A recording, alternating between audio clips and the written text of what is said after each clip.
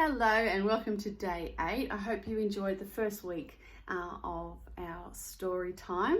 Today I'm going to be reading, if you've never heard of Nick Bland and his bear books, then I highly recommend you get onto them because they are the most fantastically well written children's stories I think I've ever read. He's got such a beautiful sort of writing style and his drawings are just exquisite. So I'm going to be starting with The Very Hungry Bear today, but don't be surprised to see a couple more of his wonderful bear stories popping up during the month. So this is The Very Hungry Bear by Nick Bland, and this is how it goes. Bear was in a grumpy mood. He hadn't eaten any food, and he couldn't catch a single fish to cook. He'd been hungry since the break of day, and every fish had got away. Now suddenly something huge was on his hook. Yank! He cranked the handle round and round. He yanked the line and wound and wound. He flicked it here and waved it over there. A hungry bear is very strong, so it didn't take him very long to discover that he'd caught a polar bear.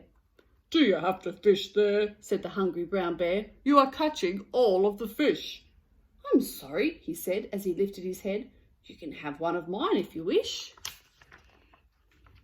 Then he added with a smile, "You can have the whole pile if you'll just find me somewhere to stay. My iceberg is shrinking and soon I'll be sinking and my home's such a long way away." Now a fish to a bear is like a chocolate eclair. It's incredibly hard to resist.